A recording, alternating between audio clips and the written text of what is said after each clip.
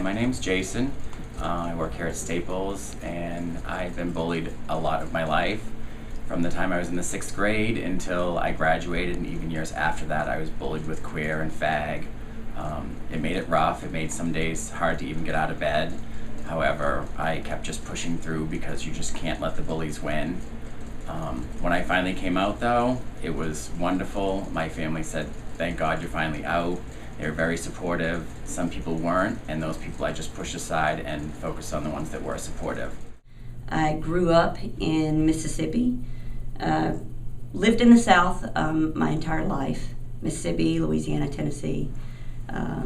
Every Sunday, my family took me to church. I was there every Sunday morning, sometimes Sunday night, maybe Wednesday night, depending on the week.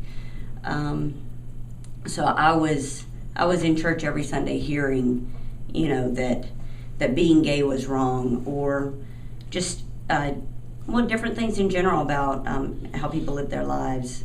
It was very difficult to hear how even gay friends were wrong, that they were going to hell, and I just could not see that was going to be true. But that was my culture. That's what I grew up with. Even outside of church, you would hear from people that, that being gay was wrong. One thing that I can say to you is there is nothing wrong with you. It's okay to be who you are. Clearly remember the first time I went to a gay bar. I sat out in the car and flipped a coin for a good 20 minutes. Heads will go in, tails they won't. And I finally did it. I finally went in, and prior to that, all I had was stereotypes in my head. I didn't feel I was feminine enough. I didn't like musicals. I still don't like musicals. And walking in, I was a nervous wreck. I was shaking. And I went up, I got a beer, and I remember turning around, and the first thing I saw was someone who didn't fit the stereotype, who I would never have guessed walking down the street was gay. And that was like the light coming on. It was like, it's okay. You're fine, there's nothing wrong with you, and you can be who you are. I could have easily been viewed as an outsider.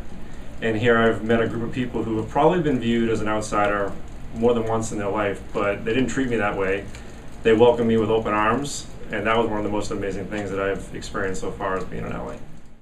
Hi, my name is Teresa Hurd. I am VP Creative Director here at Staples. I came out later. I was in my late 20s and told my friends first, but it took about 3 years to tell my employer and my parents that I was gay. And needed to feel like I had a community that would support me if my parents wouldn't.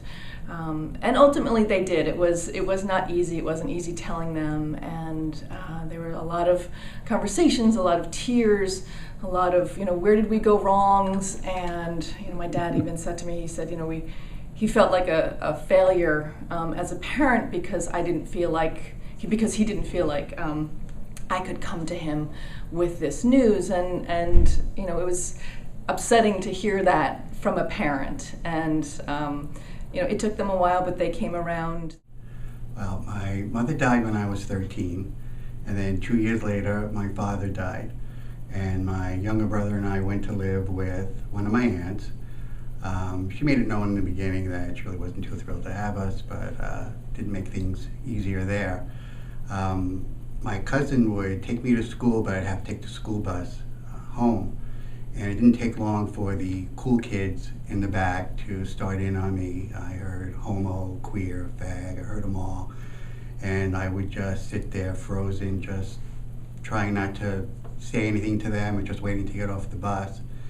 And I put up with that for a little bit, and then I decided I wouldn't take the bus going home. I would walk, so I started walking home. And I did that for a while, and one day I was walking home and went across the street, and the school bus that I was supposed to be on just happened to have been there. So they pulled down the windows, and I heard name calling again, and they were throwing pens and pencils at me. And at that point, I felt like there was a dark cloud surrounding me. I just felt just a complete sense of despair and loneliness, humiliation. And I decided when I got home that that would be it. I had enough. I would just end it and forget about it, all this. When I got home, my younger brother was there, and he usually was never there before me. And then I realized that I needed to be there for him. He was only 8, and he didn't know it. He doesn't know it now, but he more or less saved my life that day, because I knew I had to be there for him and had to be strong inside. Hi, I'm Craig, and I'm the Vice President of HR for Staples. So it took me until I was 24 to admit that I was gay. But I didn't have the confidence to come out to my parents for fear of how they would react or what they would think. So I moved to New York City, which was a far cry from my Midwestern hometown, where I could just live as who I am. And so for 6 years I was out in New York, but closeted to my parents. Then September 11th happened. And my mom and dad spent 6 hours trying to figure out whether or not I was dead or alive, because my office was located directly across the street from the North Tower of the World Trade Center. So I was overwhelmed with a lot of guilt, because I thought how horrible for my parents, to have to come to New York and find out who I was by having to clean out my apartment had I actually died. So a short time thereafter, at the age of 30, I decided to tell my parents. And so with my mom's arm around me and my dad holding my hand, I said those words I had been so fearful to say, that I was gay. And with a big sigh of relief, 6 years of lying was over. So now every year, my father sends a Valentine's Day card to me with a check so that my husband and I can go out to dinner and celebrate Valentine's Day on him. And I have the best relationship with my parents that I've ever had. So it gets better, a lot better. I'm here to tell you, don't be afraid. Live an authentic life, because that is really wonderful. And then things can really get better for you. It does. It gets so much better. A lot of the people that you're experiencing in high school now, they're peaking. This is their time, and your time is in the future. And just hang in there, it will get better. I know it's difficult at times for people who are coming out to kind of see where how things will turn out, but I'd encourage you to kind of stay true to yourself and realize that there are a lot of people out there who've been through what you're going through and will support you in all sorts of ways as you come out, and that there's really a big world beyond maybe what you realize where people have acceptance and tolerance and love for who you are as you are. It does get better. It might not be easy, it might not be fair, but I guarantee you that it does get better. It just takes a while, and there are people all around you. You'll see that are just like you and will help you. And I just beg you, just never give up. Just be strong inside. Life does get better, and it will get better for you. And you just need to hang in there and realize that and love yourself and give yourself that opportunity. So it does get better. I guess. It gets better. Trust me, it gets better. I am not even one full day in, but whoo, it gets better. And it does get better, and it's just, you just have to remember that you're worth it, and the people who bully you have their own problems, and you gotta just keep going.